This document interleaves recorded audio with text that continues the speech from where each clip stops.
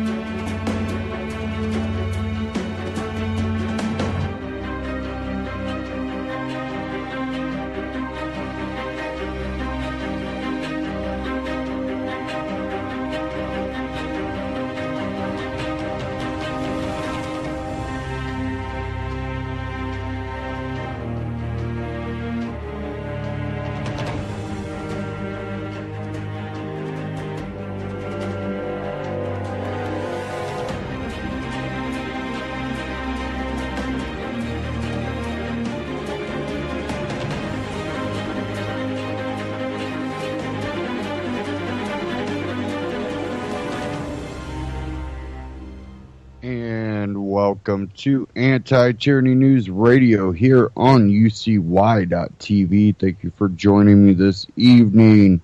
Little update, we do have some storms moving through the area, and we did get some power flickering there. So, be warned, we did have a possible tornado touchdown in Kokomo, which is a little southwest of my area. We have another front coming through, so bear with us if we have a connection problem. Now,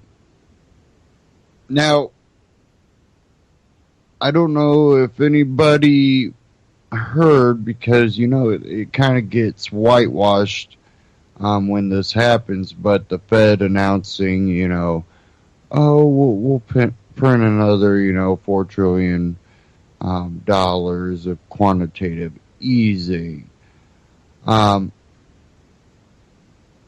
a lot of people think, oh, that should make gold prices go up, and not really, just the talk of it. We've seen gold prices actually drop because it looks like someone cashed in a amount of their gold, more than likely, to prepare.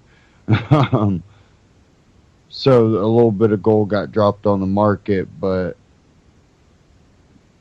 people actually were expecting gold to drop even more than what it did because of the amount of gold, but you didn't see it do that.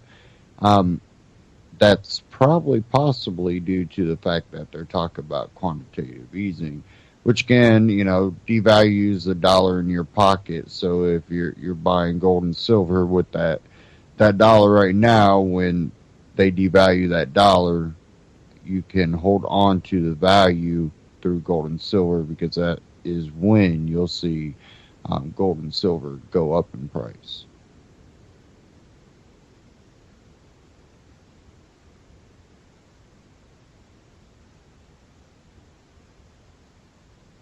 Okay, give me a second here.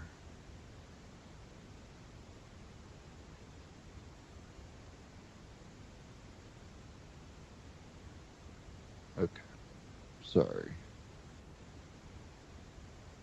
Try not to run my browsers until I'm already dialed into the network, hoping that would help.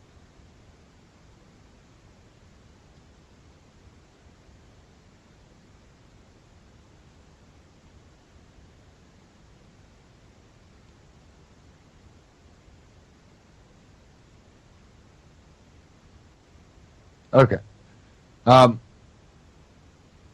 Now, with this quantitative easing, it's basically signaling that the Fed doesn't know what to do anymore. Well, we could just print more money. We know that won't help, but it will satisfy the public enough not to come after us. It'll make an illusion for a short period of time.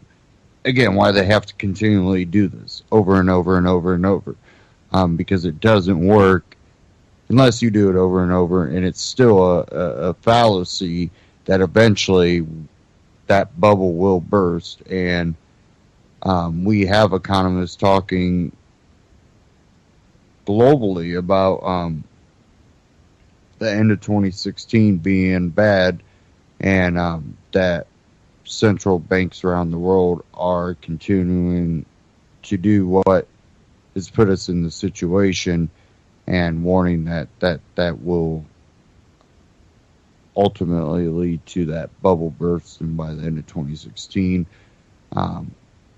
Others talk about, well, they want it to burst before the end of 2016, to bring in martial law. Again, conspiracy theory, there's nothing suggesting that, no evidence out at least, suggesting that this is a planned thing, but there's enough evidence out there that there are groups that are trying to create chaos. Why?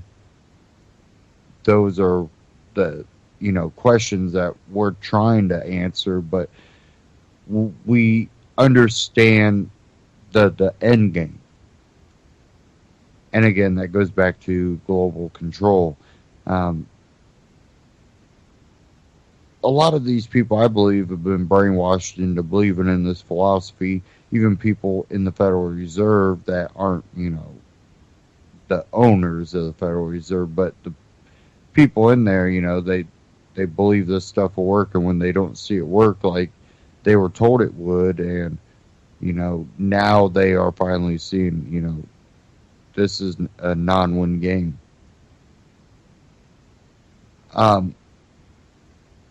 I do want to get to a Ron Paul Liberty Report. I'm doing this a little bit different, running a second device off of my soundboard, so hopefully we don't have any audio problems now.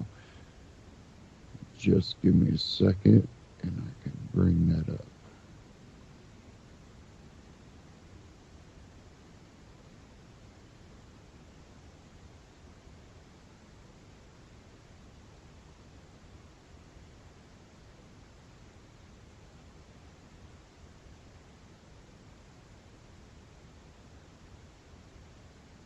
Okay.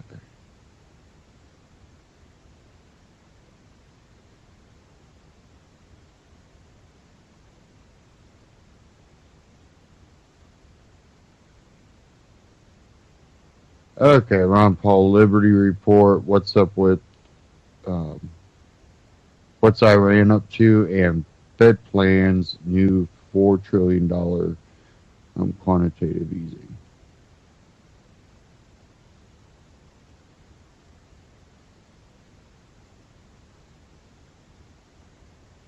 So hopefully we don't have any problems with the audio here.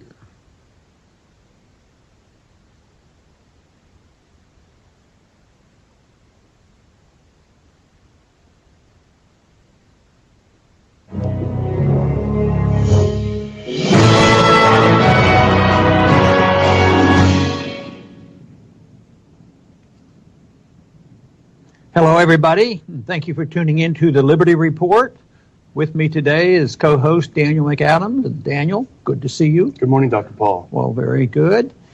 And today we're going to do something a little bit differently. We're going to deal with two items. And the first item we're going to be talking about is the question of whether or not the Russians are still using an air base in Iran to bomb Syria, which is significant, and there's some questions about that now. And the other item is a working paper for the Federal Reserve came up with the astounding prediction that they better prepare for the next bailout of another $4 trillion.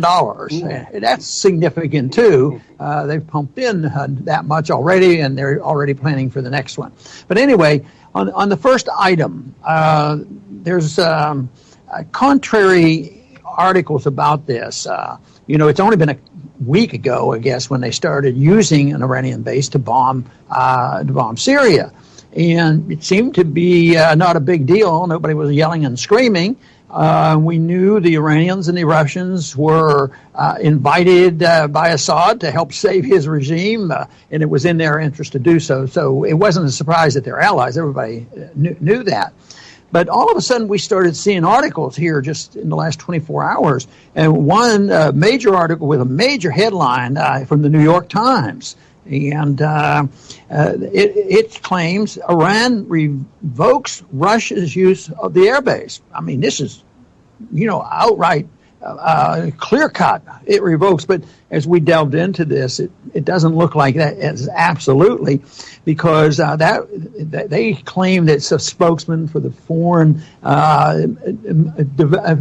affairs office, said this, and we're not sure where this came from. And you'll comment on that, I'm sure. But also, there was something on Radio Free Europe that said the Laranjani, the Speaker of the Parliament, said, no, this isn't true. This deal is still on and it's still happening. They're mainly refueling, but we're close friends. And but I found it interesting when they asked, what's the United States position? What do they know? And they said, well, it's just not clear. Well, that's about right. I think we spend up to $80 billion on surveillance. They know everything that we do, but it's not clear to the United States government really what's going on. And they're probably telling the truth. To them, it probably wasn't clear because they didn't tell us a week before it was going to happen. So Al Jazeera, which is another source, it's definitely stopped. So we have all these conflicting reports. It is significant. It isn't the end that ends all, on the skirmishes and the wars that are potentially going to be started over there. But I think it's significant. So what about the headline on the New York Times? First off, Iran revokes Russia's use of the airbase, but whom are we going to believe? It really does have the whiff of disinformation, this whole thing, because, when this was announced a few days ago, it was a significant development. This is a development of a real strategic partnership for Russia to be able to use a base so much closer to Syria to bomb. And this is mostly around Aleppo, which is where really the Al-Qaeda has its last stand. And if they're defeated there, it really will be a big blow for the insurrection. So them able to use the base is a big deal. And I think panic and alarm bells were going off in Washington. And then all of a sudden you see these stories, which, when I first saw it, I thought, wow, something big must have happened. And, we were preparing for the show. And I started reading it because I want to find out, okay, where is the declaration? What exactly did the Iranian government say?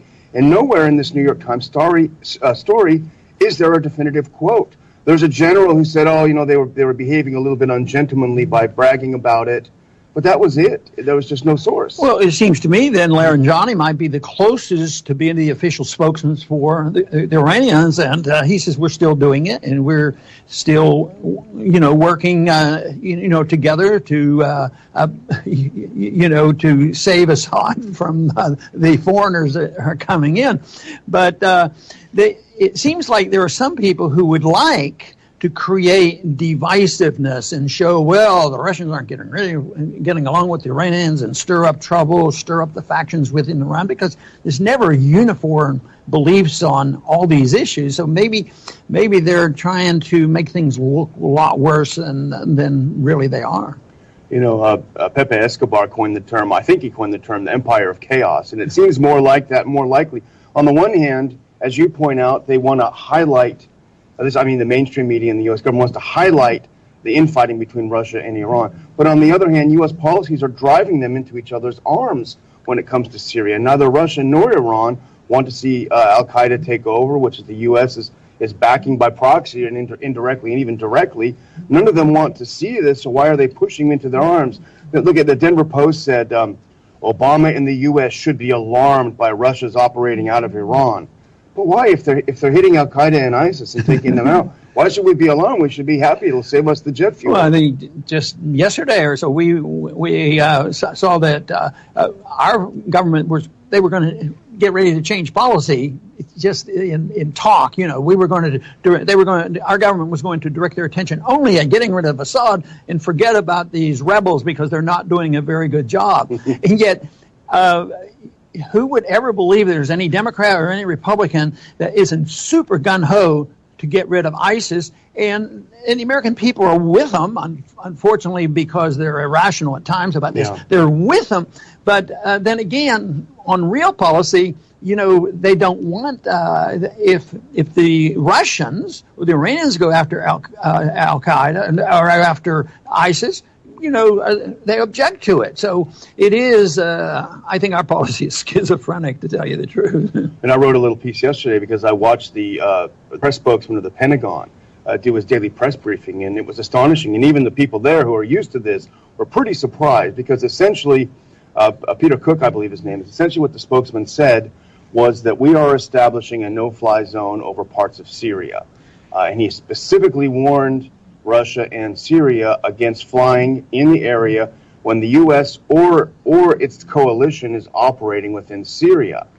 And that's a major, major shift, I think. And it changes a lot of things on the ground. But, the U.S. is working with the YPG, the Kurdish militias in that area, and they've been firing at Assad's forces, and then when Assad's forces fire back, they're attacked. But now Turkey is firing on the YPG that the U.S. is backing. So it's like alles gegen alles. Everyone is fighting everyone in Syria. Yeah, and I watch part of that as well. And the State Department person, the early part of it sounded pretty good. Well, we're working for peace and we're working for this. Outsiders should stay out, until the conclusion was, well, what we need to do is get those Russians to quit supporting Assad, and quit supporting. He wouldn't say the word, but we're for regime change. It's our job, So they say one thing, and I thought, well, this sounds, this is typical, the politicians. They say one thing, they mean something else, and then they contradict everything they claim they believe in. They contradict it, and they have a different policy. Yeah, that's absolutely correct. There was one statement made by a group in Iran that I found fascinating, and they sort of were questioning whether or not they should have the Russian planes landing there, which is, certainly their prerogative on debating it at home. But the group said that just possibly we should reassess this because it's anti-constitutionalist. And I thought, that's interesting. They have people that, even though on the surface it may look like it's in their best interest, this group and this individual is saying, well, it looks like it could be anti-constitutional. It's like maybe they should get more permission, and maybe their constitution that you have to have a declaration of war. And I thought, well, it's too bad that we don't have a few people in Washington thinking along those lines. Yeah, it was an interesting story because we're told that Iran's parliament is sort of a monolithic structure that is heeding the Ayatollah. But here there seems to be a pretty good debate, not only about whether it's constitutional to allow the Russians to use the base, but also the issue of civilian control of the military, because I think the Speaker of Parliament, Larjani's put down of this general was basically keep in your place. You don't have a role to talk about this policy. And it's amazing they're talking about their constitution, where we have troops on the ground in Syria completely unconstitutional. But we're spreading our exceptionalism, and we're spreading democracy, and we're spreading peace and prosperity, so we can't be challenged. Unless you're a patriotic American, then you should be permitted to challenge policy, but that's another story. Okay, I want to go on to item number 2, which I mentioned at the opening, and that has to do with this working paper by one of the Federal Reserve Board staff people, and it came out, they released it, and it's preparing the people for what's coming. The Fed and others are meeting at Jackson Hole this weekend to solve all the monetary problems of the world, and everything will be okay next week. But just in case there's a downturn, they're recognizing that they don't have much leeway to deal with a downturn. They know a downturn's coming. Everybody knows that they always come because it's inevitable to have a downturn after you have an artificial boom time.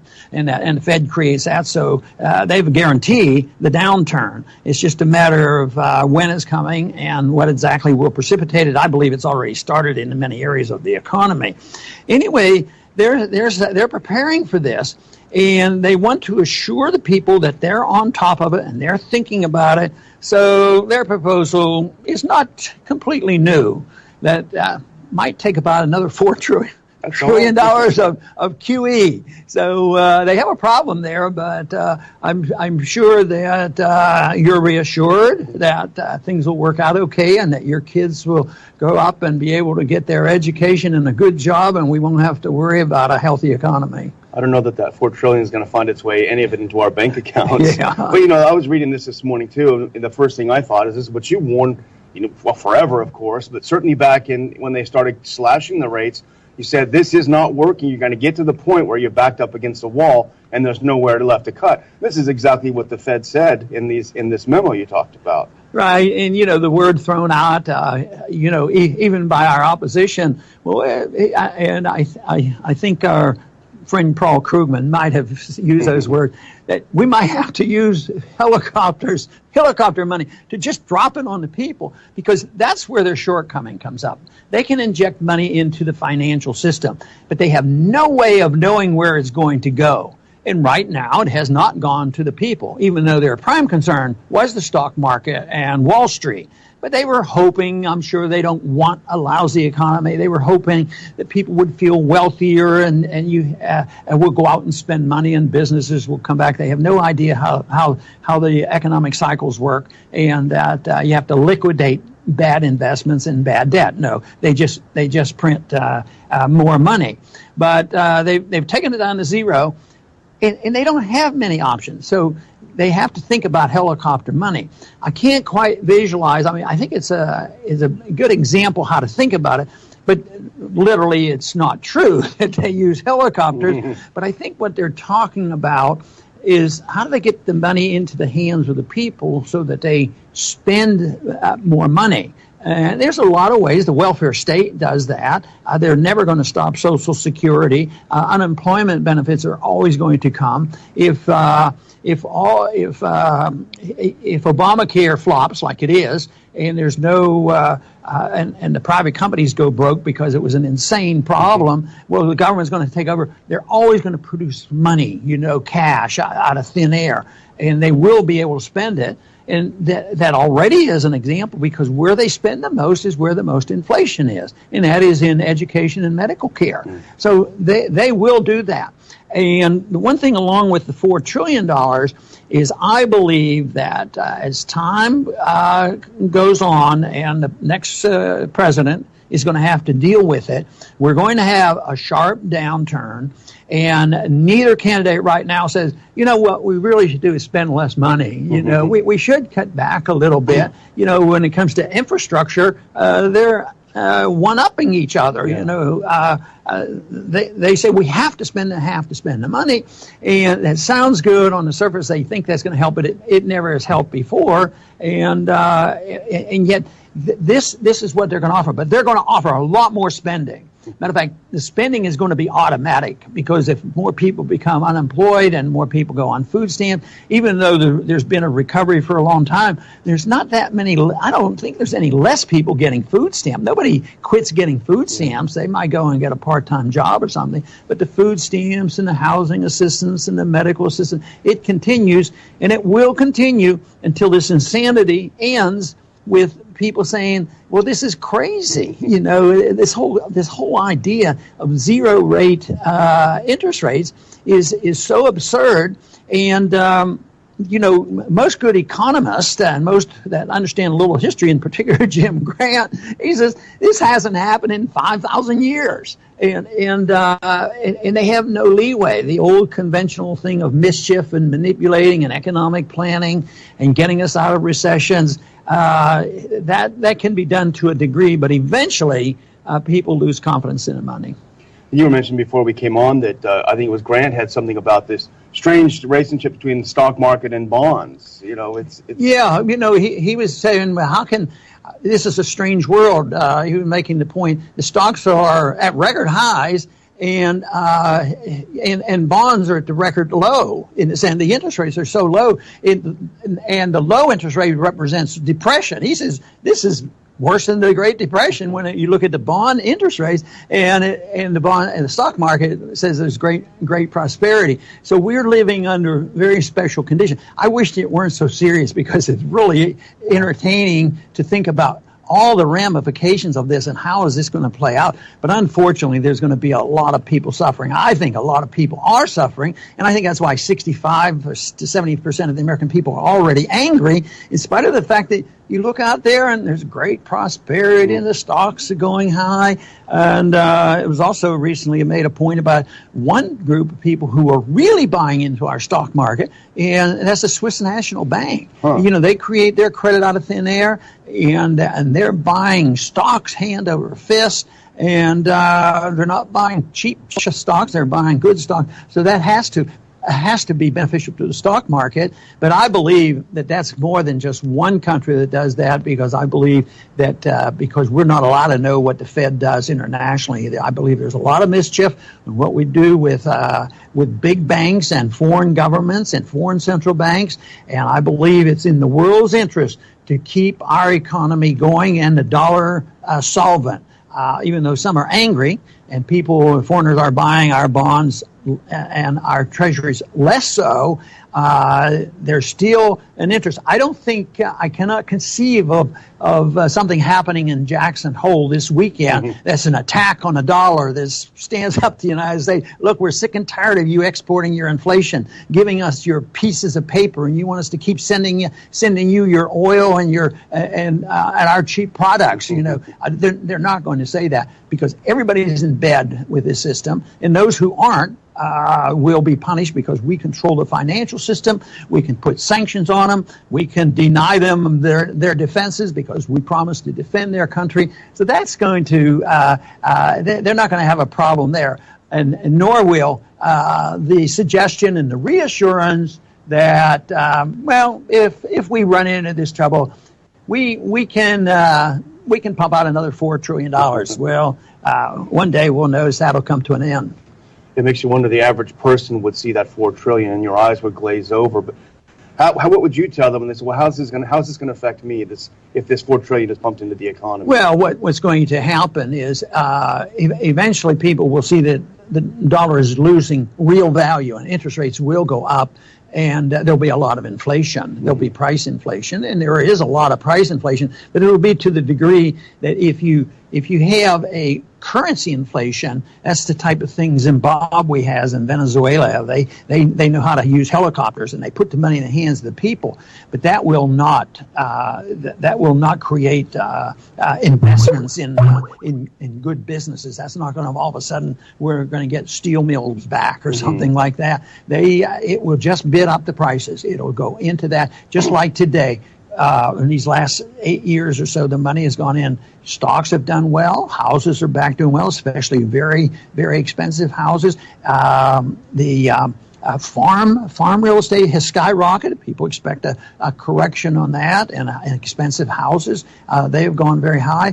And like I said, education is going to continue to skyrocket, and as Obamacare breaks down, you're going to see a real mess, trying to get health care, and it will be people who can afford it, and the price will go up, and so the people will suffer.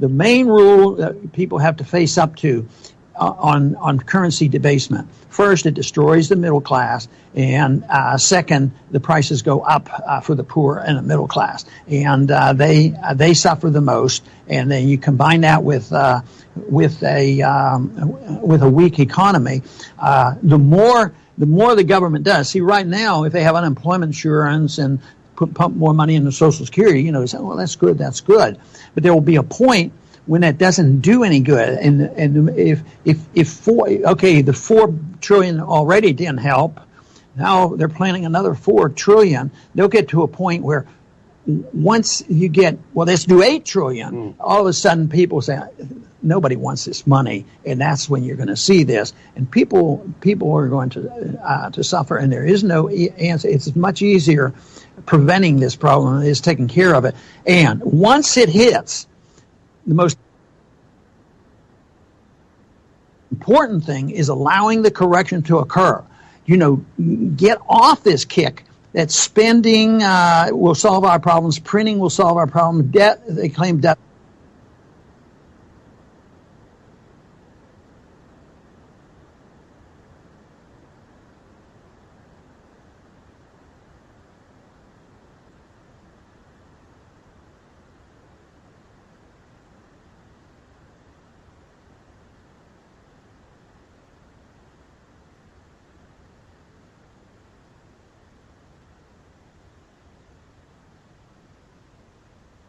Sorry, the end of that seems to be having an issue here.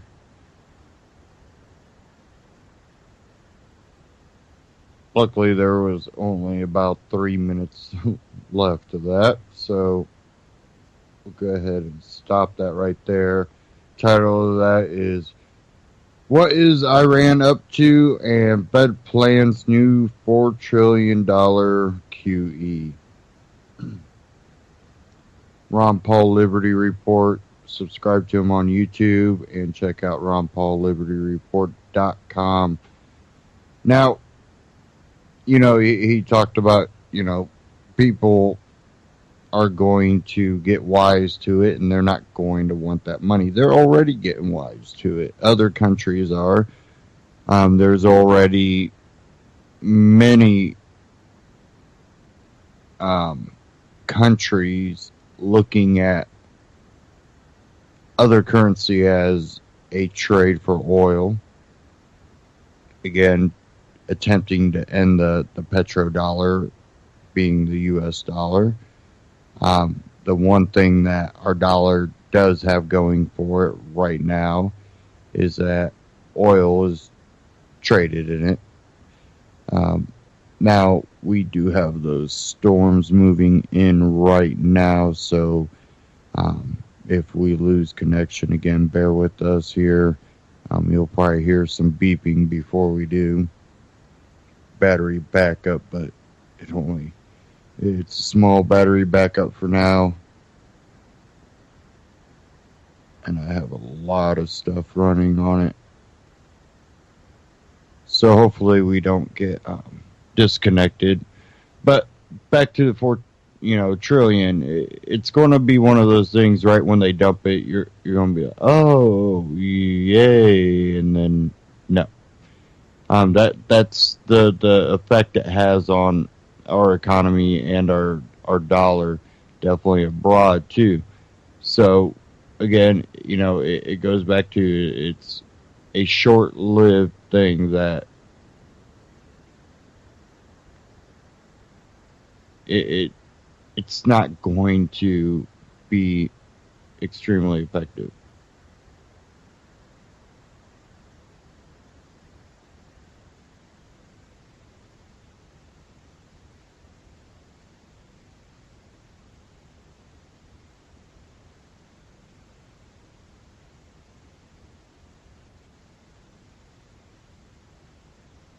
I'm trying to bring up this article, but it doesn't seem to want to go.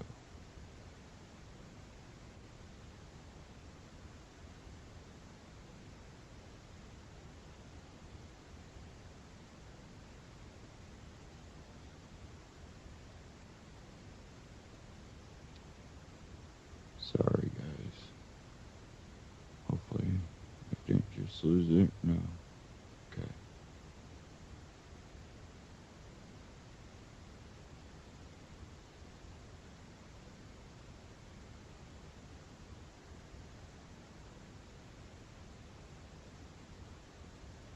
Trying to bring up an article.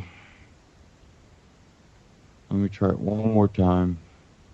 If this doesn't work.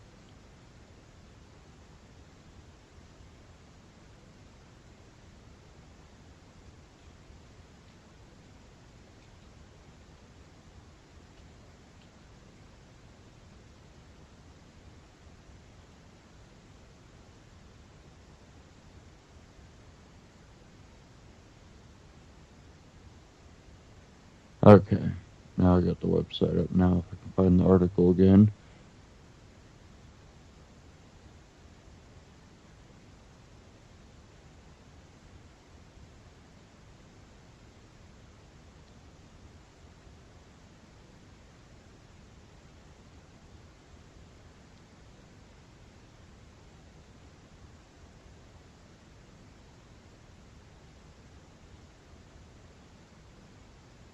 Okay.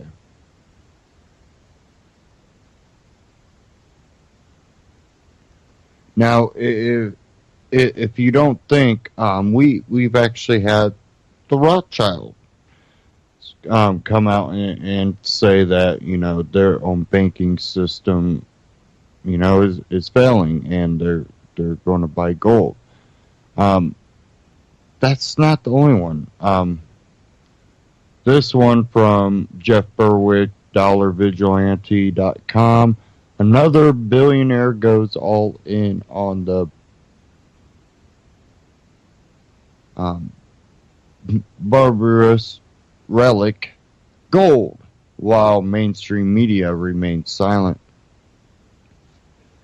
Billionaire Crispin Oddy recently released a management letter to his hedge fund clients praising gold and explaining gold products constitute the next great investment wave. He is yet another in a wave of billionaires who have all suddenly been moving massive portions of their portfolio into gold, with one of the latest being George Soros, who moved a significant amount of his portfolio into gold just a few months ago. It's quite likely that both of these individuals are familiar with TDV's Shemitah and Jubilee year analysis. That's not to say that they read TDV. Of course they may and should, but they understand the larger secretive events associated with these occult timelines. They may be, in fact, one reason why Soros and other billionaires have been acting this year to realize gold positions, and why Adi, too, has now moved in that direction. The two men move in the same elitist circle. Soros provided Adi with his first large investment stake, reportedly of some $150 million, when Adi set up his initial hedge fund in the early 90s. And Adi was briefly married to a daughter of Rupert Murdoch and is now married to Nicola Pease, who is reportedly related to one of the founding families of the Barclays Bank. Adi has now taken a significant position in Kinross Gold Corporation, purchasing 15.5 million shares of the Canadian gold mining company, valued at $75.7 million on June 30th. But it is his recent management letter, where he speaks about gold historically, that should get your attention. And you can go through and read all this at DollarVigilante.com. But basically, in a lot of occult circles right now, they've been talking about the year of gold. Now we know there's some people that are in some weird circles that, you know, are friends with a lot of these elitists. And there's elitists out there that, you know, believe in the occult stuff, or at least they like to memorize, you know, the past and the occult, you know, pagan religions, and they go along with that. But I think it's way, way, way more simpler than that. They're printing more and more money. Federal Reserve basically has come out and said they really don't have any, you know, any good ideas,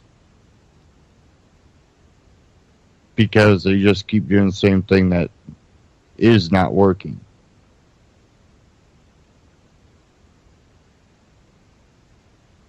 I'm not talking the ultra rich and elitists, but a lot of well-off, wealthy people are running to gold. There's something that people are noticing right now, and they are fiercely running away from the US dollar as something that they keep in holding. And that doesn't mean that they don't still have, you know, cash in the bank and holding. What they're doing is taking their new investments and they're, you know, actually putting it into physical gold, not just stocks and companies no, they're putting it into actual gold. So, there's some good things that are coming out of this, that people are now waking up. Hold on. All the rich are taking their portfolios into gold. What am I doing? Now, sometimes you have to be a little careful with that, because you can get into little tough waters there, because they might be trying to manipulate you. But I've said this for a long time, that it doesn't gain value or lose value. Gold and silver hold value. It's the U.S. dollar that loses and gains value. And the problem is we've had this fiat currency, and we've had people trying to run the monetary policy, and we've gone so far away from free market and gold standard that we are witnessing exactly what has been predicted by people like Ron Paul. And we have to be prepared ourselves. This is something that I've been talking about lately, and I really mean it, that we need to be prepared for anything, natural disasters, invasions. Just stick to the Boy Scout motto, be prepared. Because we are reaching a very unknown future that in the past we've always had uncertainty, but now we literally have people fearing what is coming next. And we are changed. Talking about the election coming up here, We Are Change put out something, 3 things you need to know about Hillary. And I wanted to play this because about her health crisis.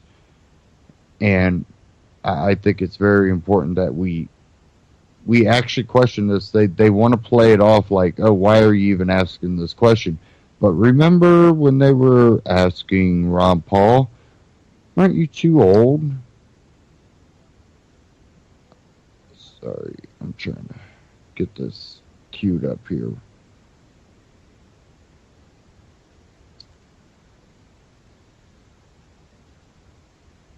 Try and get better signal, that way we can Wi-Fi signal, that way we can not have any glitches here. Okay, here we go. We are change.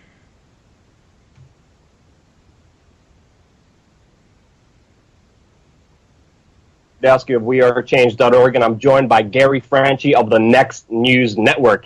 In this video, we're going to talk about a very important topic that Gary has been following very closely, and that, of course, is the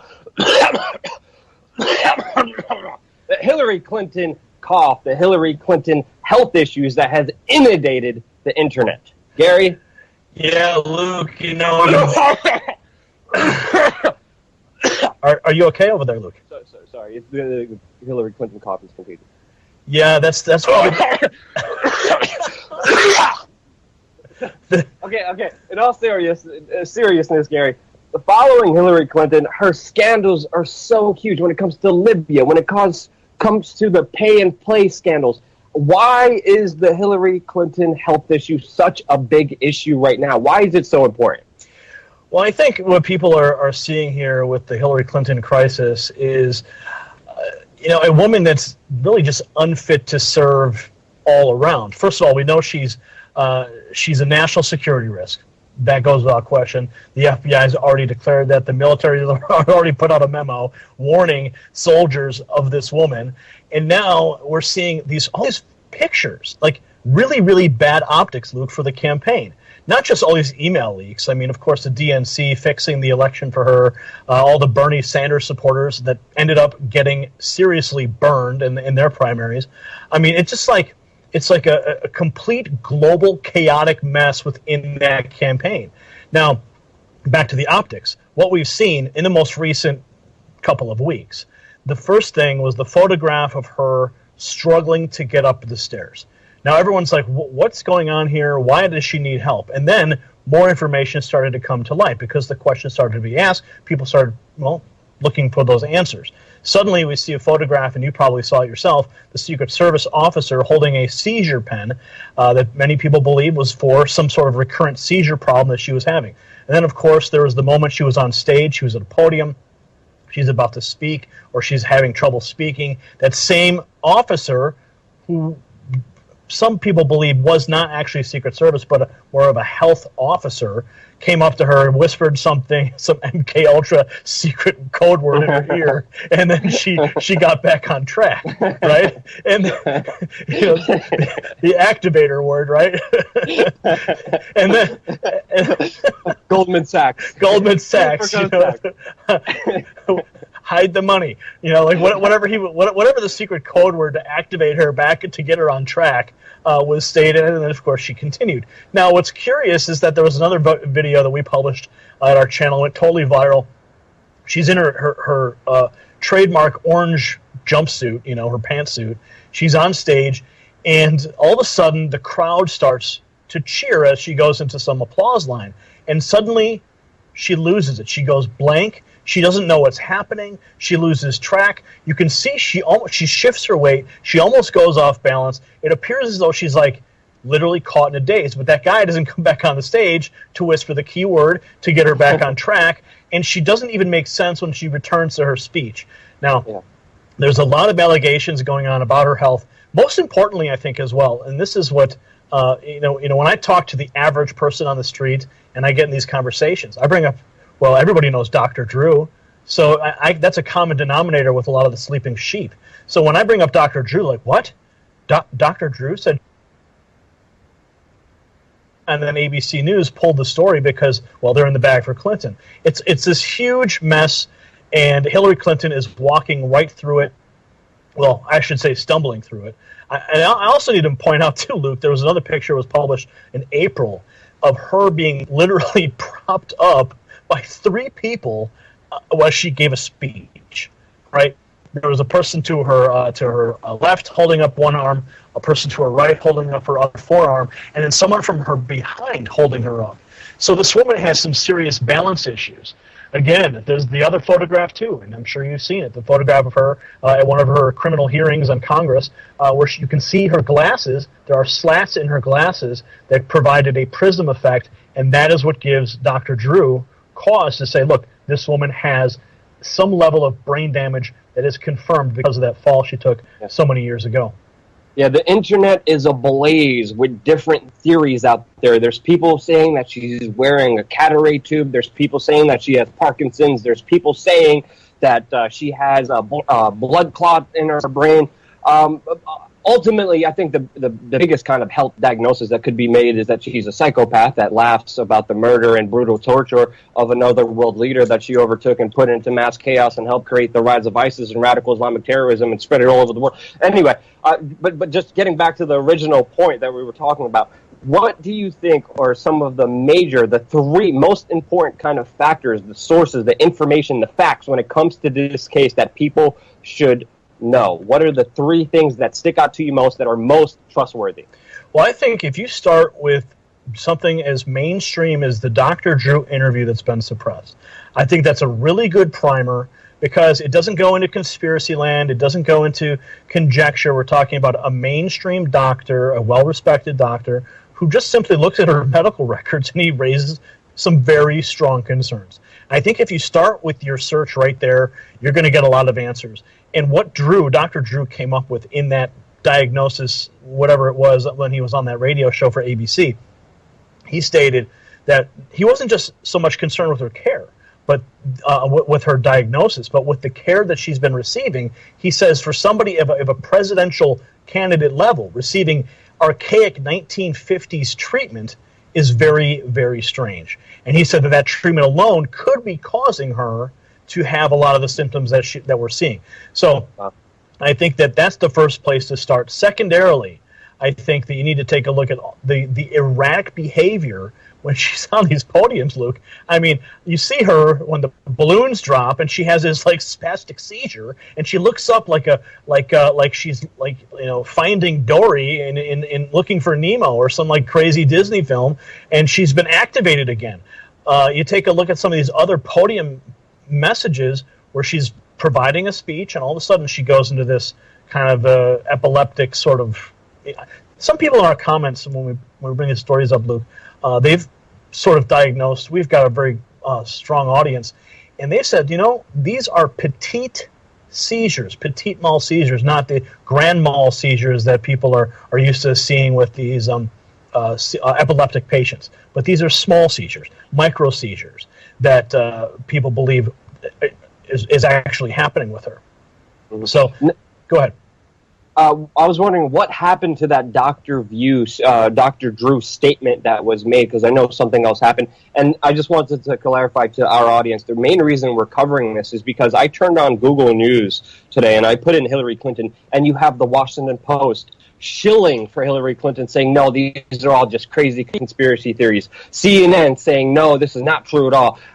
New York Times is even recommending that Google should censor any of this information coming to light, and saying, no, Google should work with the Hillary. Well, they already do. You type in Hillary Clinton body count. No, it's not going to show up on Google. It's going to show up on Bing. It's going to show up on Yahoo. It's going to show up on anywhere else. But back to the original point, what happened to that Dr. Drew interview? Well, you bring up a good point. And the Dr. Drew interview is another symptom of the major problem we have in this country, and that is the media collusion in the crimes of the global elite who are working to enslave us. And what ABC News did is they buried that interview. As soon as it went live, as soon as people started questioning it, as soon as somebody of the stature of Dr. Drew came out and said, yeah, the woman has brain damage, we need to question that, all of a sudden, you can't have that. You can't have that on a public airways. You can't have the sheep questioning their potential leader as to having brain damage. So therefore, they buried it. 404 not found, memory hold.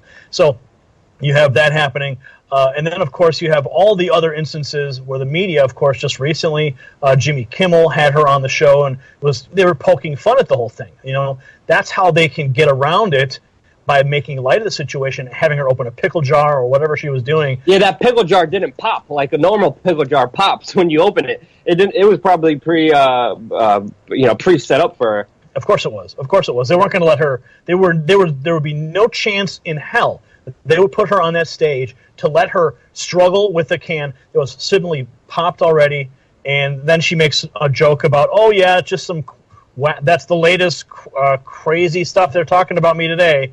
You know, it's the crazy conspiracy, community. Okay, well, I guess Dr. Drew, a well-respected, medical doctor with media credentials coming out is just a conspiracy nut too. Yeah, people have to understand the immense PR, the immense money, the immense number of people who are actually controlling every single aspect. I mean, presidential campaigns have specific people who just pick out color that the person is supposed to wear, specific words, they frame and prop up everything. Every question that's asked to Hillary Clinton is pre-approved before it's even asked. I have seen this directly unfolded in front of me with Condoleezza Rice when she was doing a public event and a Q&A session. She was doing one at Barnes & Noble's. Every single question that she was asked the same exact question later on the same day on the Jon Stewart show. And she was just Secretary of State. Now imagine if you're running for president, how much PR, how much control, how much censorship, how much just insecurity there is about coming off perfect. So that's why that happened. But I wanted to get information from you about the latest emails that have been coming out, because we are seeing Hillary Clinton's assistant in emails being worried about her health, making sure that she naps, making sure that she's okay to even go out and have meetings if she's fit to even do so. But there's one right now that came out saying that she's researching Parkinson's prescription medication. Is that true? Yeah, apparently, well, email is is really bad for Hillary Clinton. It's leaving a paper trail everywhere she goes, and of course, that has come out recently that she was inquiring about Parkinson's medication. She was concerned about it. And then there was another email that came out regarding her cracked skull. They had inquired to the NFL regarding concussions. So there's a lot of information that's coming from within the campaign itself that is raising questions that basically admits that the campaign is fully aware of her health problems. And then there was another email. I couldn't believe it when I read it. That it was almost like a specialized care email in how to handle Hillary Clinton in the morning. You know, like, be very gentle with her. She's often confused. You know, don't use bright lights. And it was like really like wow, this is like kid glove this woman, or else she's going to bite your face off. And you know, she's going to be on bath salts one day, and you're not going to know about it, and it's going to be over for you. But I mean, of course, I kid on that part. But the point I'm trying to make is that the campaign is well aware. The email, the leaks, and the hacks have proven that. And then they go on national television and they make light of it as if it's not really happening. So there's a double standard, a clear cover up from the campaign to suppress this information from the American people. And we're bringing it to you here, and people need to know. And of course, with other emails coming out showing how Hillary Clinton's campaign has been manipulating the mainstream media, when we're seeing them shilling for her, saying, don't worry about this, don't talk about this, it's just a conspiracy theory, let's not talk about this at all, that's when we're going to talk about it. Gary, thank you so much for your excellent research and work on this important subject. Check out Gary's channel in the description below. Subscribe to his channel. And now we're going to continue the conversation about Hillary Clinton's greater implications, greater role in utterly destroying American foreign policy on Gary's channel.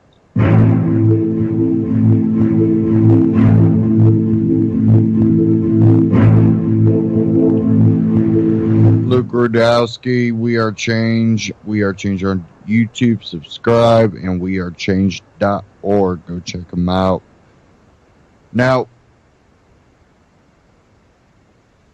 when it comes to Hillary's health, you know, the whole seizure thing, I've watched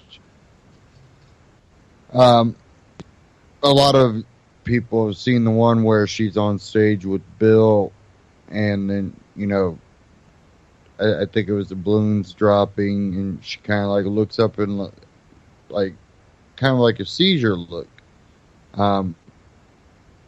or surprise seizure, you know, combination.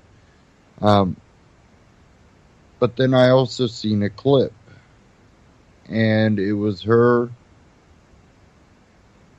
I can't remember if she was at a restaurant or where she was. But she was talking to some ladies, and then she started laughing, and then it went into that exact same look.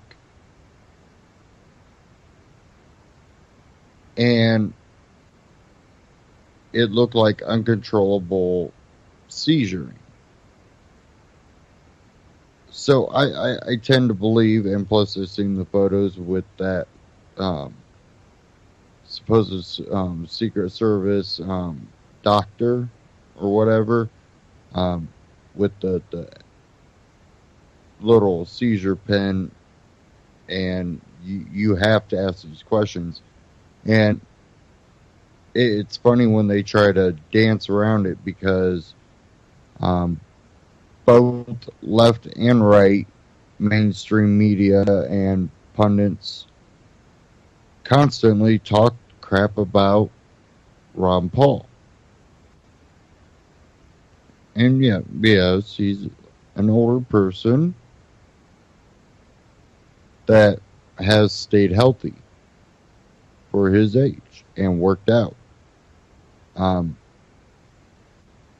If we're supposed to look at Ron Paul, then why are we not looking at Hillary Clinton?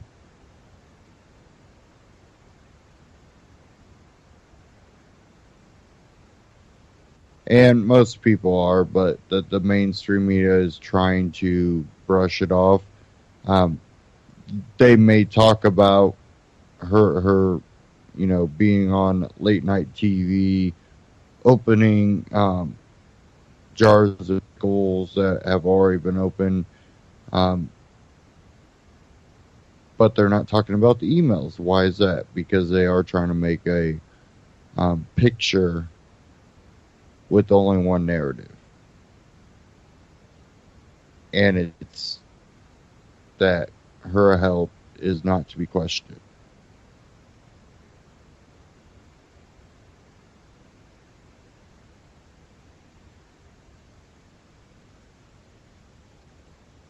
I think there's quite a bit of evidence out there that say that her help should be in question.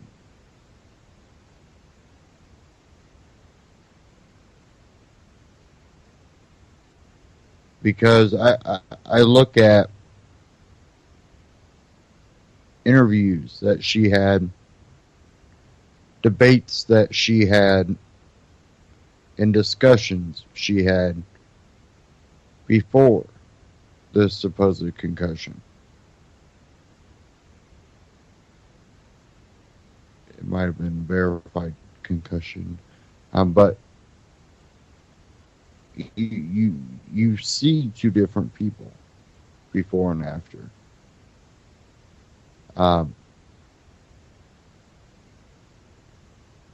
The one after tends to be a little bit more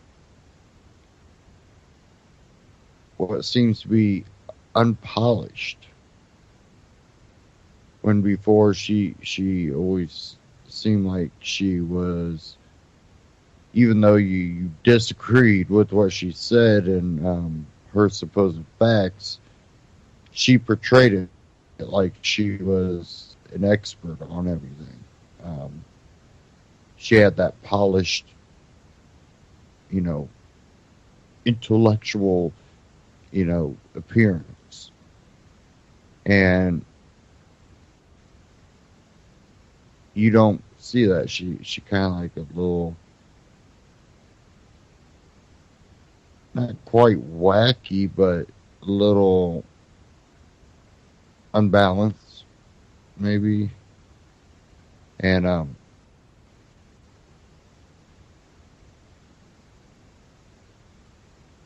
I think that we really are going to see one of the two main party candidates elected. If people go third party, that'd be cool. But I just don't see it happening.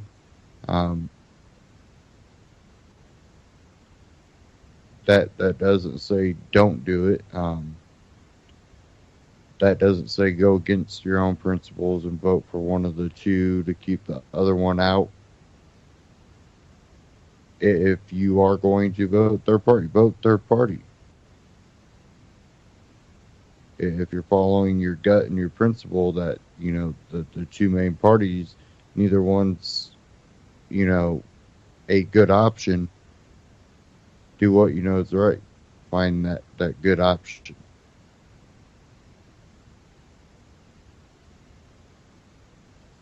Now, we've seen how quick Bernie Sanders supporters were basically pushed to the side. And at a lot of the Republican events, we've seen a thuggish attitude by some involved with campaigning for Trump. Not all. But there was definitely a presence. And sorry, guys.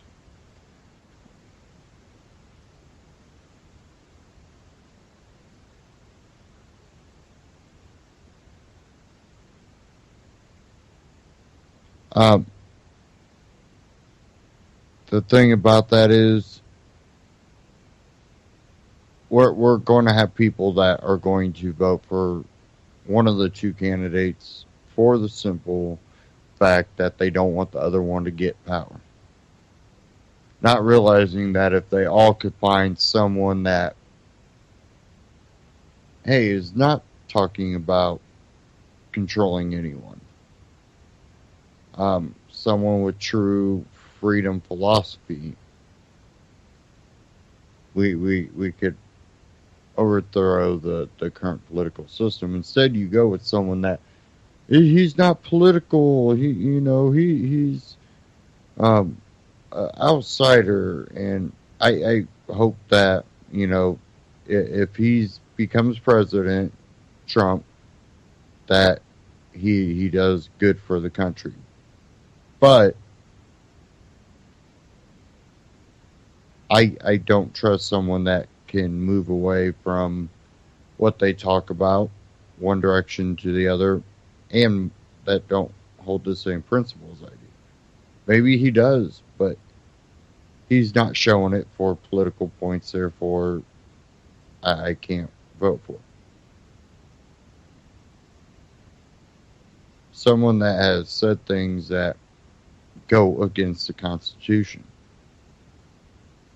and the simple philosophy of freedom, individual freedom. Things he said have gone against limited to no government philosophy.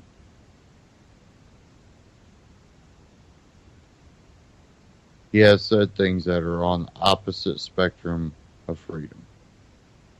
I can't support that.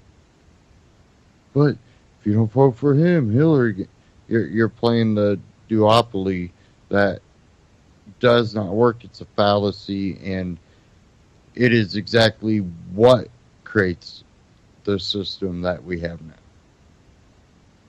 Is that you are willing to vote for one person to keep the other person out. Well, then what? We're just not supposed to vote? Well, listen, the other side has that same feeling. We don't really like this candidate. We're just voting for that candidate to keep the other person out. Both sides right now, a majority of them, are voting for their candidate to keep the other one out. If both majorities realize that, hey, how about we just find someone that doesn't pander to either of us, but says that we have the right to live our lives as we choose without abridging other people's rights, and live on that principle, you win. But no, we keep playing into the voting system as it's set up.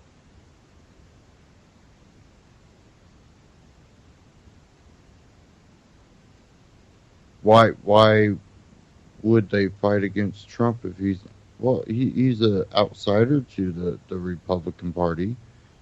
He's not an insider of the Republican Party.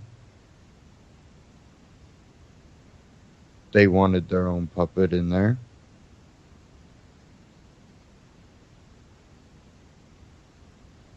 That's why. But now they have him as the nominee.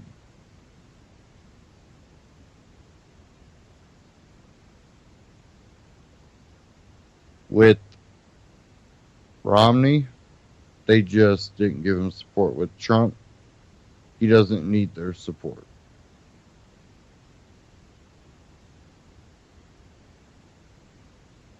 It's really going to be interesting election.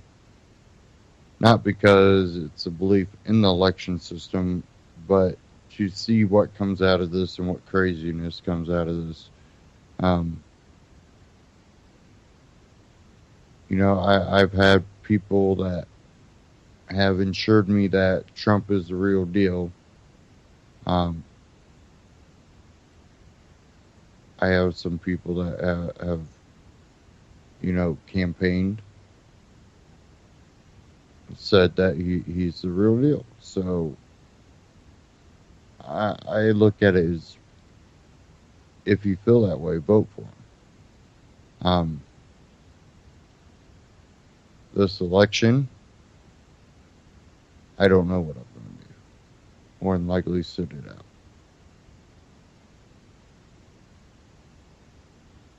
Sometimes I just want to go write in random stuff. But we'll see. We'll see what happens. For a lot of us, it's become a waiting game. And we have a lot of things coming out about Hillary. And I think that it's putting Trump more and more in a place to become the winner.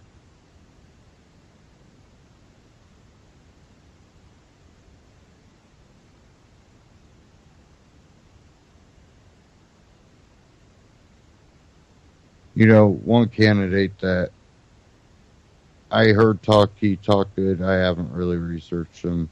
Constitutional Party candidate. I urge people to go listen to some of what he talks about. I'm going to look into him, and maybe we can discuss that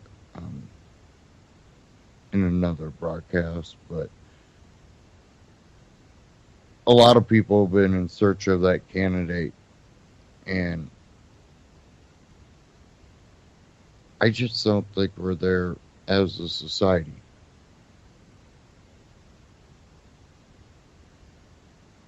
I hope someone can prove me wrong, but I just don't see us being there.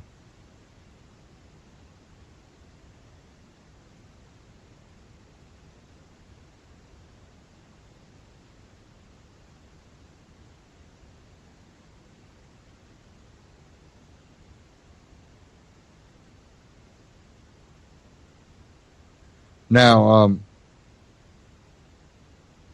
there was talk in there about Google hiding Clinton body count, which had become a big search term. And Google is censoring that. So Google has basically been on the side of the left and been in and out of the White House. They have talked in the past of censorship and talking as they were going to do it to prevent violent actions by people.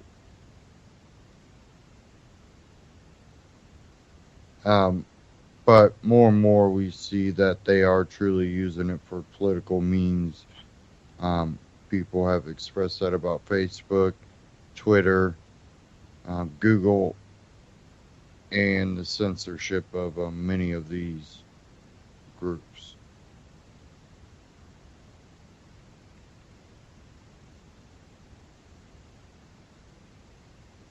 I was debating on what I really wanted to play first, but I think I'm only going to play one of them.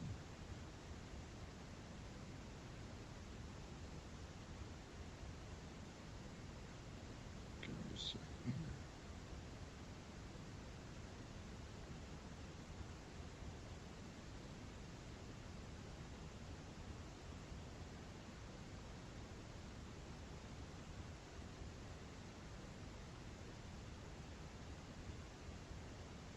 Okay, yeah, I'm only going to play one of these.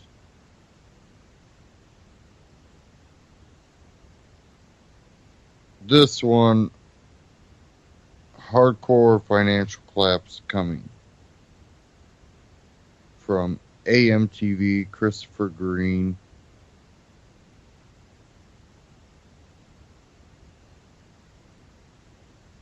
Here we go.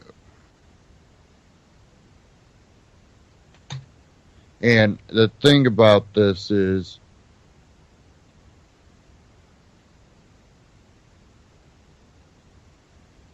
yeah, it won't load. I knew that was going to happen. Let me restart this. Now, I'm not going to play that clip. It's a little bit longer of one than the other one, so we'll go to the other one, but let me reload this.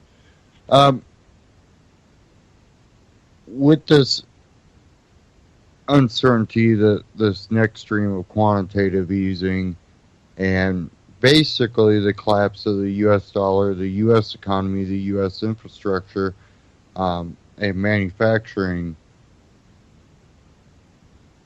we already have a large workforce that is part-time, no longer on unemployment, but unemployed. And we have more vacant homes than we have homeless people. Our schooling system sucked already, and we introduced Common Core to allow it to suck and pass some sort of standard that allows children not to have to learn, just be able to explain why they came up with what they came up with good enough. Kind of like a politician. Can you lie in a convincing way that explains your wrong answer? You can, great. We might have you run for president someday, and we'll just tell you how to do things.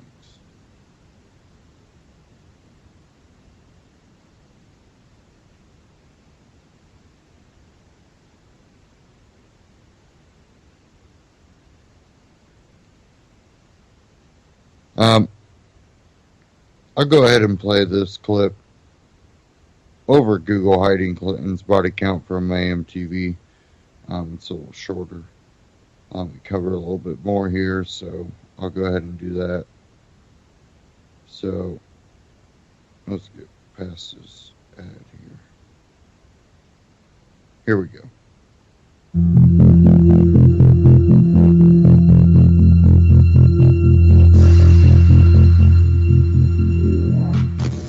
And now the too big to fail tech corporate monopolistic establishment is working 24/7 to censor the truth and to hide critical information.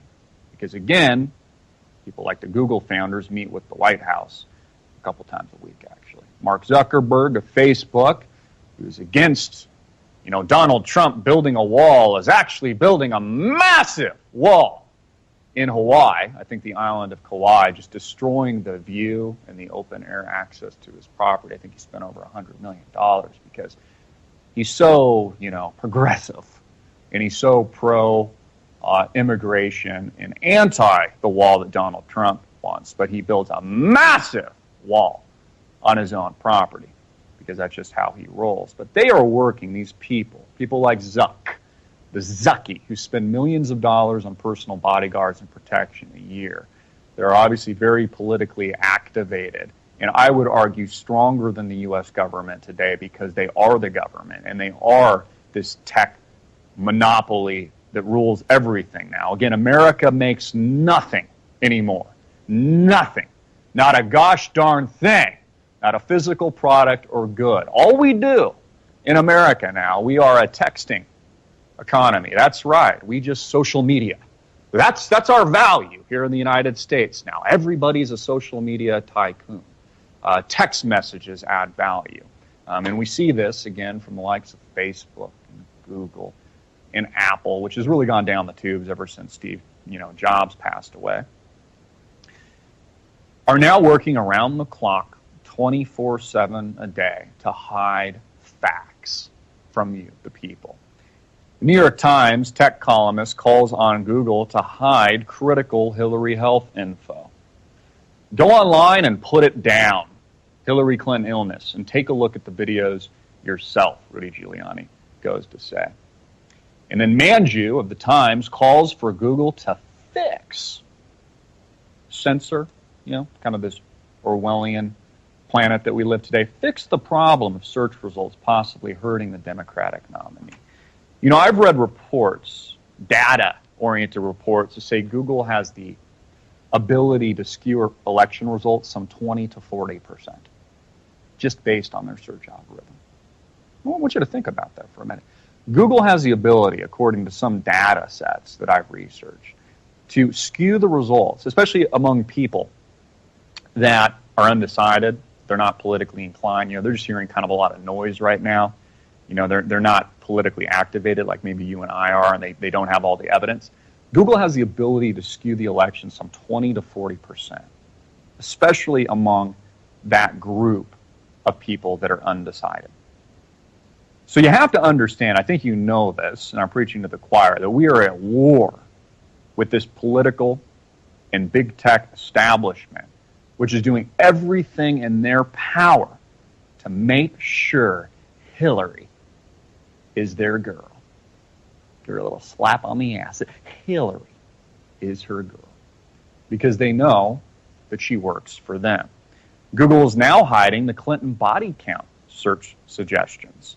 The Clinton body count is an infamous list of alleged murders connected to the Clintons. When a web user searches for Clinton body on Bing or Yahoo, for example, the suggested results all relate to the Clinton body count controversy. However, search for the same term on Google, Clinton body, only returns suggestions related to auto repair shops. Seriously. And nothing to do with the Clinton body count.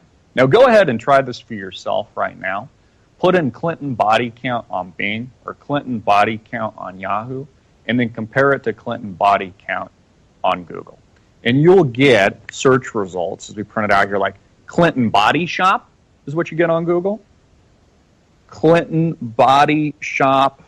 I'm just really having trouble kind of making up the rest of the words here, but nothing to do with, and maybe they've changed this now, because now this has been pushed out by alternative media. Everybody knows this to be true, so let us know if it's been changed. They change the Google algorithm, I think, some 600 times a year, they say. I'm sure a lot of the changes, though, are made in secret. But this is what we're dealing with among the tech establishment, these monopolies that nobody seems to care about. Remember when they brought these antitrust lawsuits, wasn't it in the 1990s, against Microsoft because it was getting too big? It was getting too out of control, them taking over, the PC software market, so they had to go after them. Well, not anymore. You see, all our economy is, I even heard Carl Icahn, who will be, and is a part of the, and will be a part of the Trump train, and a part of his cabinet likely if Trump gets into the White House, talking about how we no longer have an economy, and that we're going to have to pay the piper at some point in the not too distant future. Not everybody can be a social media star. And we've really kind of just sold ourselves, to be honest with you. I mean, obviously, this is what I do. I've been doing this nearly 10 years now. This is my profession. I mean, I did it when people said it was crazy, that I was a lunatic, that I saw the potential in what we do today. I was laughed at, demeaned. People talked behind my back. Now I'm a consultant to both of these people, charging them, hourly rate that an attorney charges. But my point being is that not everybody is a social media star. That the economy has to create more value than just text messages for this shit show to sustain itself long term. We need physical products, physical goods. The country has to do something. It can't all just be an algorithm. So Google and others are censoring the Clinton body count search results, as well as, and this just turned up, FBI files, I pulled this morning, related to Hillary Clinton and the Vince Foster suicide go missing. The actual hardcore evidence. Ronald Kessler, former Washington Post, a Wall Street Journal investigative reporter, is the New York Times best-selling author of The First Family Detail, Secret Service Agents Reveal the Hidden Lives of the Presidents and the Secrets of the FBI. Now, this is rather lengthy, so I'm not going to go over all of it, but Vince Foster, many of you, are well aware of, know who he was. He was suicided, is, what they say happened to him, even though Hillary went on a tantrum. Because we know that this is a very violent, volatile woman, and basically just lashed out at him. I'm paraphrasing a bit in front of, her board and everybody, and, her administration at the time, whatever she was doing politically, and just said that, he had failed her and failed us, and just really pissed all over him with her fabrication of a feminazi dick, and made him feel so bad that in the best case scenario, he killed himself. Worst case, he was suicided by Hillary Clinton. But isn't it convenient? This is a long laundry list. We've gone over a lot of this, folks. There's a lot of people like Vince Foster. But again, they don't want you to know the truth, and it's why they're going to censor this information. I talk about this all the time, but it's getting harder and harder to uncover the truth because of this monopolistic web that makes up these too big to fail tech tycoons and giants that make up, these companies that you're all well too familiar with.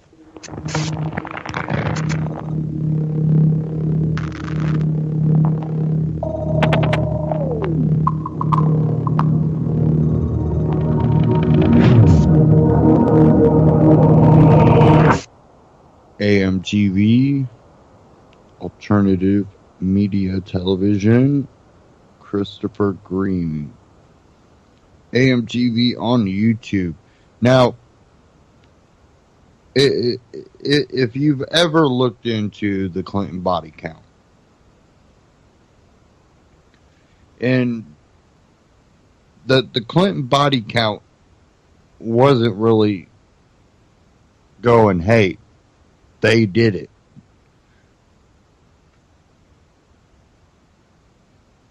What it did was it showed the astounding amount of people that, as the Clintons were coming up the political ladder, were very, very close and very, very involved in the Clintons' lives and their them getting elected and pushed up this political ladder and gaining more and more influence. And a lot of these people ended up dying. Suicide, mysterious deaths, which many have looked at and said, that's an alarming amount of people, that it does get to the amount of people that you have to go, if this isn't, some conspiracy, then it's really kind of one of those couples that you don't want to get to know, because superstition and, they have the worst luck possible that all their friends and close confidants end up dead.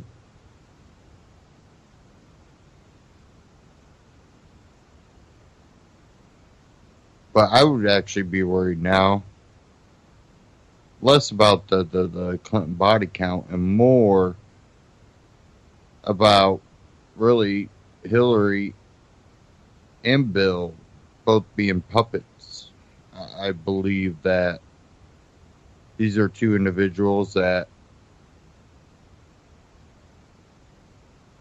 if they have these many secrets out there, that there's no way that they could hide them all. And that they probably easily can be blackmailed.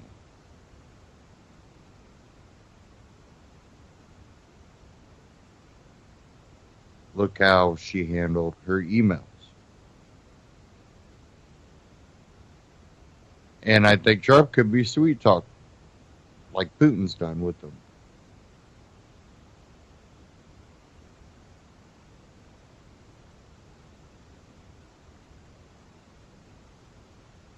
Now,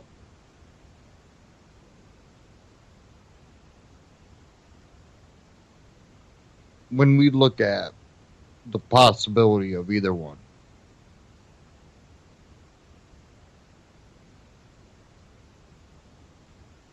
we don't look at Hillary as ever an option. Then when we go to Trump, there's a lot of people that consider him a possibility or an option or not an option. It's a little wide of a spectrum. Not saying Hillary doesn't have hers. but I'm talking more libertarian, conservative side of this. You don't see anybody going, I'm going to pick Hillary over Trump. What you do see is people breaking off to go third party. Over on Hillary's side, you have a little bit of the same thing going on. And they're going Green Party. But I've also heard talk of some of them going Libertarian Party. Which kind of, I was for Bernie, now I'm going to be for Gary Johnson, which I look at Gary Johnson as more of a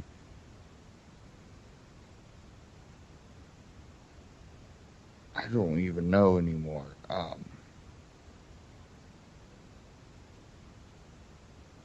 He tends to feed into a lot of what the Bernie Sanders supporters want to hear,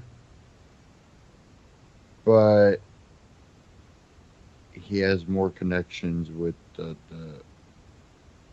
GOP.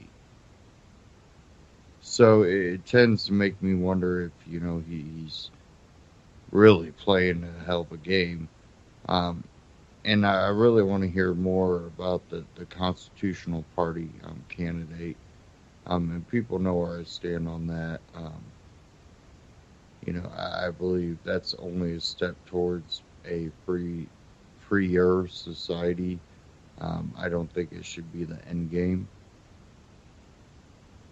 But I'm willing to go towards, more of a constitutional government, limited federal government, to bring the power back towards the communities instead of centralizing it.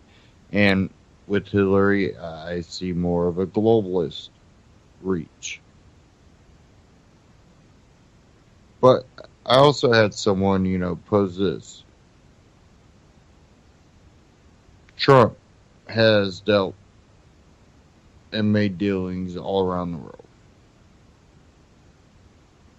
Would he not be somewhat of a possible candidate for a world order?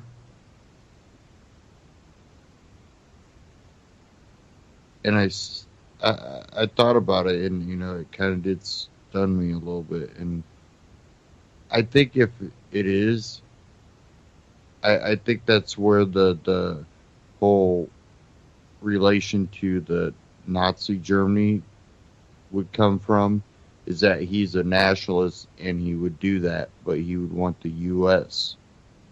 to be the power structure, where you would have Clinton looking at the United Nations and giving up our sovereignty. Where I think if Trump was to be that person, he would secure the United States and make it the power structure. And that's where the relation to Nazi Germany would come into play. So, I don't know, take everything with a grain of salt. Do your own research. Look into all the candidates out there. And remember, voting in the long run, you're still playing their game. So if you're willing to play their game, they're willing to screw you over. It's when you have a plan to use their game against you that you can finally defeat it. But that's the problem I see with this election cycle, is there is no possible candidate out there that could play the game to change the game. Trump, what are you talking about? Trump is doing that. Well, if you don't understand what I'm saying, you don't understand who I am in my philosophy, which I've really repeated over and over on this broadcast, and I'm not going to be a Trump supporter just to be a Trump supporter, to jump on some bandwagon. If you're going to vote for Trump and you believe in him, then, you know, good for you, but that doesn't convince me that I should, just because you are. But that's okay. We all have our own paths that we have to take. And all I really want to see is that no matter what, that the future that us as a society decide to take is one of acceptance and the knowledge of what true freedom is, how to have a free society where you don't have to agree with lifestyles, you don't have to agree with other people's opinions, but no one has the right to abridge another person's right to free speech, self-defense. That the core natural rights of any being are upheld.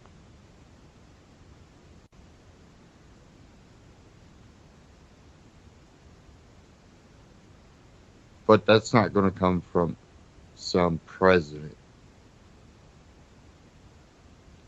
That's going to come from a demand by society.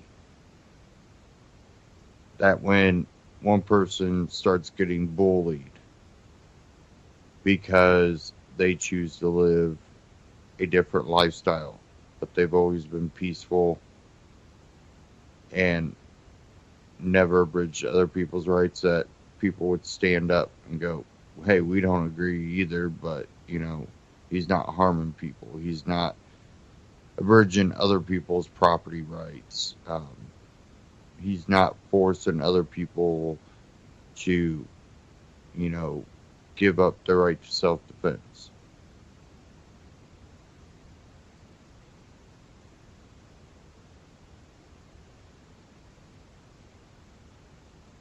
That's up to society. And if that ever comes, that's when we will see a total change.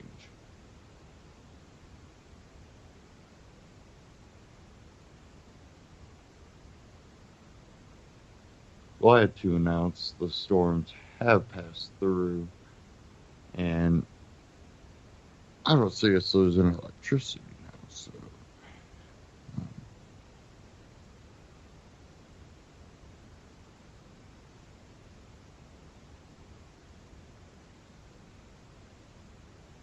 Give me a second here.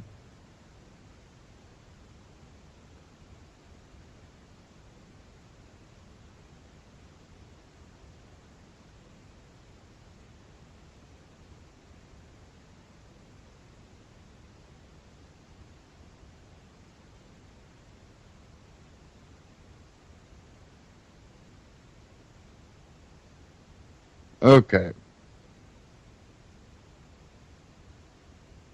I want to play a quick clip by Reason TV about the migration, libertarian migration to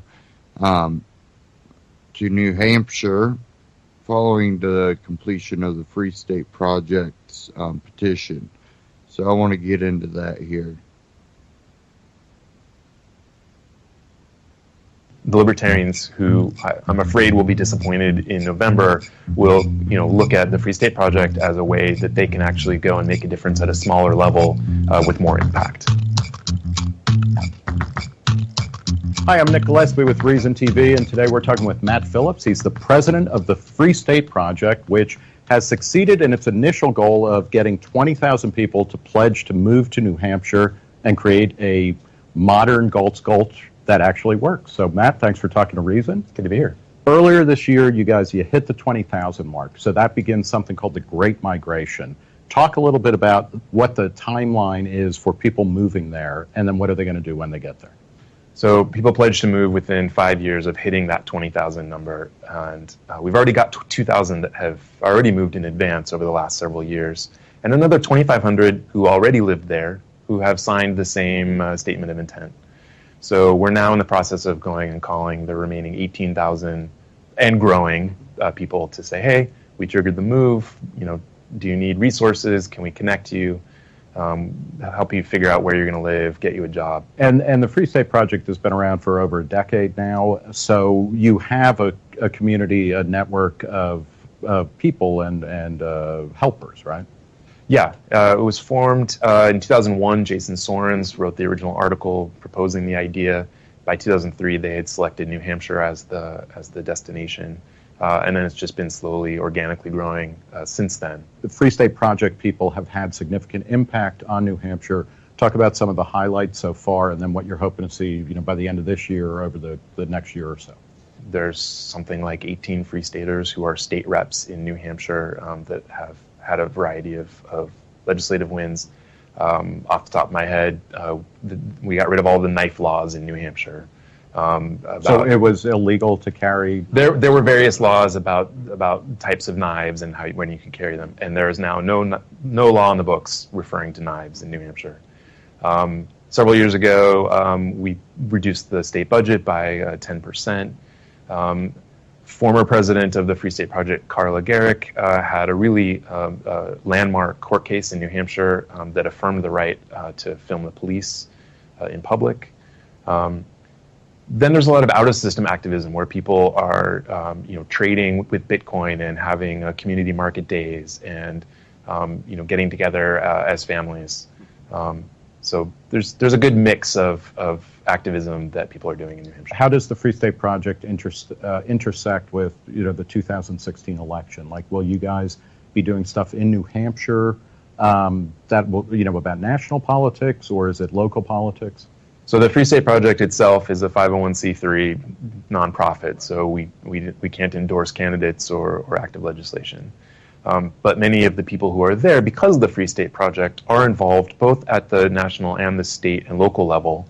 And they're either running for office directly themselves, or they're supporting candidates who are, or they're volunteering with organizations like Americans for Prosperity that are doing various issue-based campaigns around things like right to work. Are you guys going to get rid of state-owned liquor stores in New Hampshire? That would seem like an easy win. It would be, except for the fact that it also provides a huge amount of revenue for the state. And we actually sell more booze per capita than any of the states around us. So a lot of people cross over the border to buy, because even though it's a monopoly, it's still cheaper because of the lower taxes. Oh, that's fascinating. You became the president of the Free State Project earlier this year. Talk about your work history. Where did you come from, and how did you come to be a libertarian? So I went to Princeton, where I got a degree in politics, but while I was there, I did a summer internship at the Cato Institute in DC, which is actually how I met Jason Sorens. He and I were fellow interns together. So I was studying politics, but I was writing about technology. So my senior thesis was on cryptography and privacy. And after I graduated, I went to work in New York City at DoubleClick, the online internet advertising pioneer.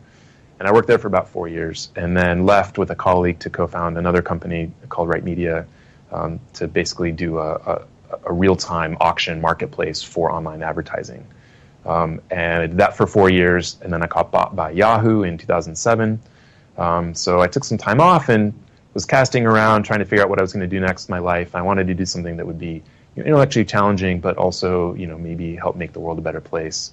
And I started going to some various libertarian conferences. I went to the Reason Cruise we were just talking about in 2012, and then I went to a Liberty Forum in 2013. And that's the winter event of the Free State Project. That's our annual winter event up in Manchester. And I had signed the statement of intent 10 years ago, right when I was starting my company, and so I was like, okay, New Hampshire, I can't deal with that right now.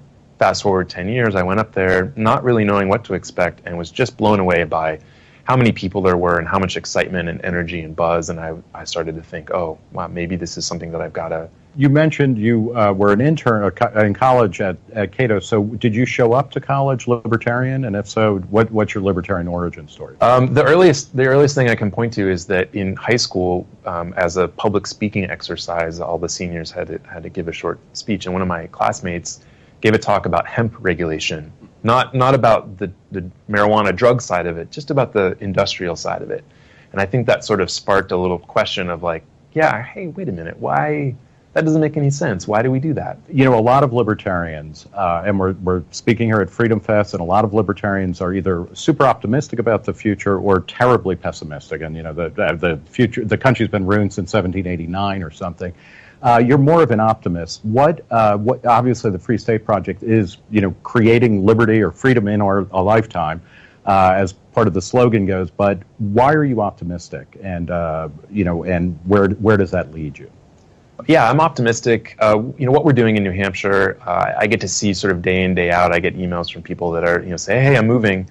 So I see what we're doing is really on the cusp of starting to generate some pretty exciting results. And that affords me the luxury of not worrying so much about what's happening, the disaster that's happening at the national level. Regardless of who wins or loses come this fall, we're still going to be doing what we're doing. And hopefully, you know, the libertarians who I'm afraid will be disappointed in November will, you know, look at the Free State Project as a way that they can actually go and make a difference at a smaller level with more impact. Thank you very much. Thank you, Nick. We've been talking with Matt Phillips. He's the president of the Free State Project. Check it out online at freestateproject.org and move to New Hampshire. You won't be sorry. For Reason TV, I'm Nick Gillespie.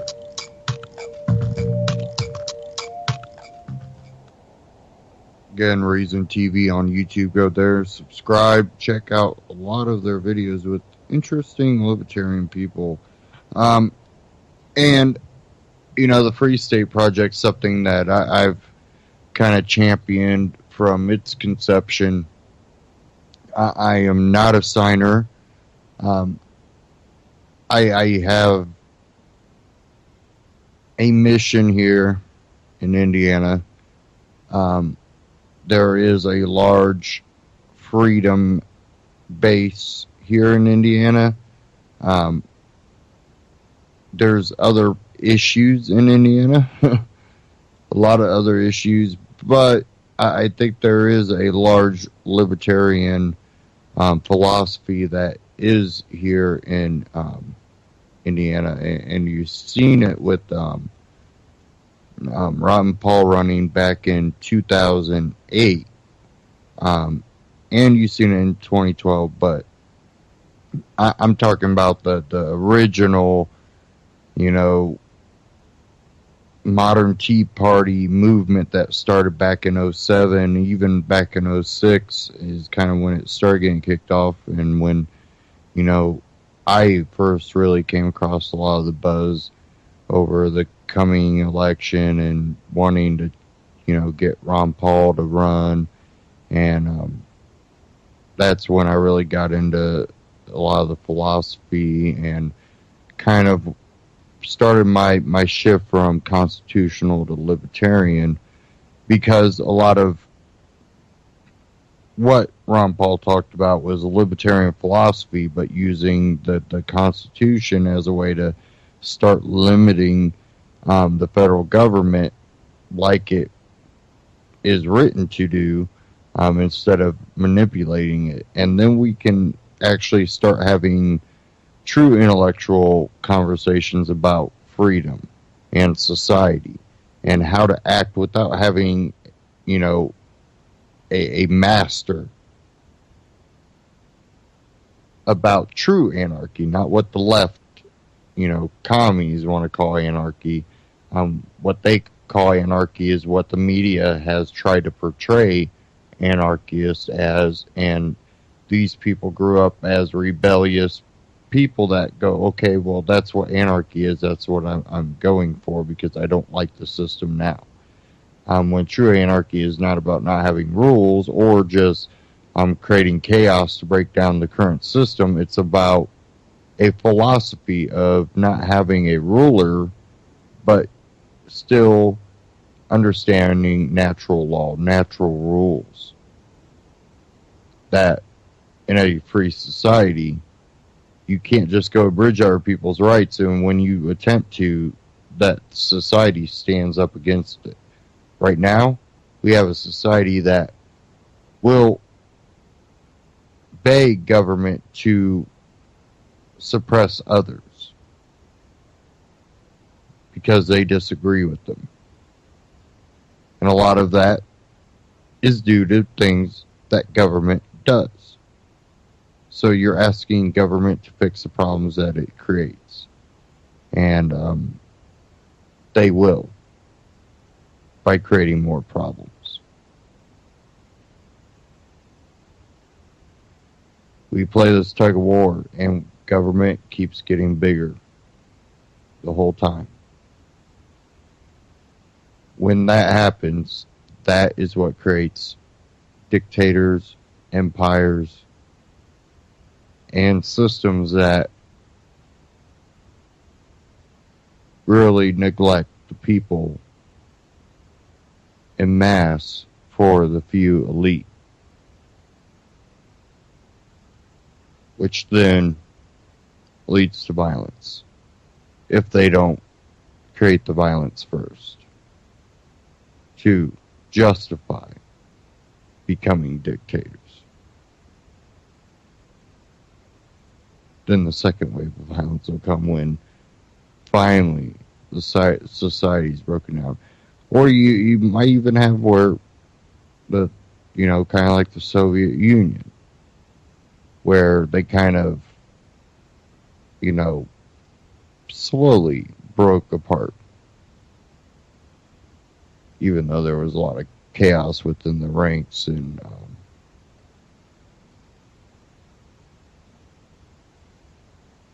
we know that it wasn't as smooth as some would like to portray it as, but it definitely wasn't a complete violent, just full on civil war. But those are what are usually created to justify putting in a stronger centralized government. That could even come from foreign help for a global police. And we know that there's already been talk about global police forcing by many of the elite.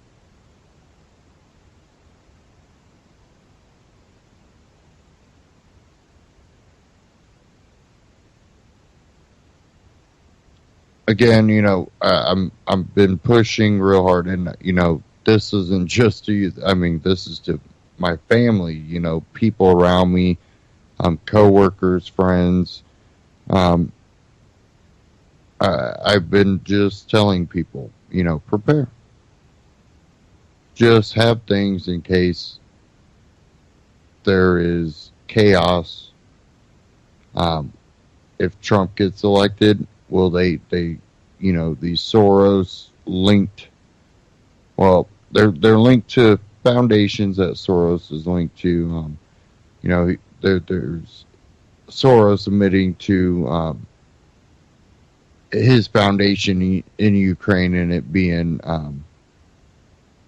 somewhat instrumental in the overthrow of that elected government. Will any of these groups create a civil war?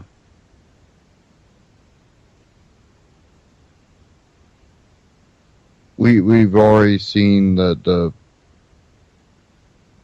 riots, how much violence some of these groups can carry out. Cities on lockdown. It's almost like small drills for a major one. And is that where we're headed?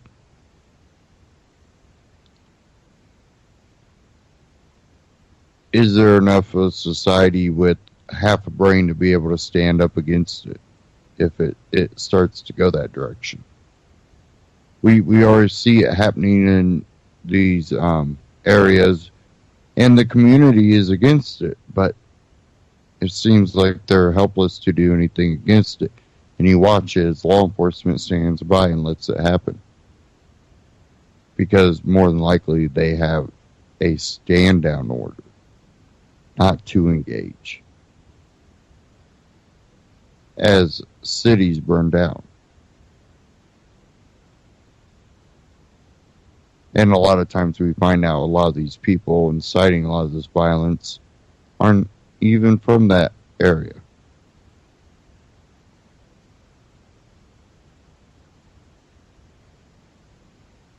Again, prepare. Be prepared for even natural disasters, as we've seen down around Baton Rouge and around Louisiana. And we've seen that the Cajun Navy has been successful. Now they're facing, the bureaucracy that is trying to prevent them from, doing something that they're actually able to do successfully while government fails on many levels. And you see these people have prepared. So that's why it's so important to prepare. We are coming up to the end of the broadcast. So talking about preparing, if you go to ucy.tv, you scroll down towards the bottom, you'll see that Amazon button, that famous Amazon button. If you click that, you'll shop Amazon through ucy.tv. You get the same great deal, same great shipping rate, and at the same time, you're helping UCY cover operating costs. That allows them to bring you broadcasts like this one and all the other broadcasts on this network. So go check them out. Go to ucy.tv, scroll down to the bottom, click that Amazon button, and shop Amazon. I know many of you already shop Amazon. Again, same great deal, same great shipping rates, and UCY gets a little kickback from that to help cover the operating costs. And, you can always click the UCY support tab towards the top there and donate if you want. And it's really imperative that, our supporters are there backing us, because they are trying to slowly but surely censor the internet and censor alternative media, so they can keep their narrative going. So networks like UCY are great for battling the mainstream propaganda, and it's the supporters like you that help this become possible. So thanks again. And, gold, silver, I personally look at it as an option to hold on to wealth, not gain wealth, not lose wealth, but to hold on to the value of your current assets. And I personally shop at Moggy Metals. And if you go right now to antityrannynews.com/metal, that will take you to Moggy Metals. And just like UCY's little Amazon link, this one, you get the same great deals, same great shipping rate, and at the same time, we get a little kickback to cover our operating costs on this end, which, updating equipment, it becomes very expensive very quickly with the advancement of technology, and the faster the computers get, the more algorithm a lot of the websites start using, and it becomes something where older systems will get, outran by the websites themselves, and we have to always constantly try to keep up on our equipment on both ends of this, so your support always helps. And don't forget, antityrannynews.com/MyPatriot. Check out My Patriot Supply. Many of you already know about all the great deals at My Patriot Supply with the non-GMO seeds and the water filtration units. Go check them out, antityrannynews.com/MyPatriot. And again, also /metals to take you to Moggy Metals. And, don't forget, ucy.tv, Amazon button down at the bottom, the support tab up at the top. Take care.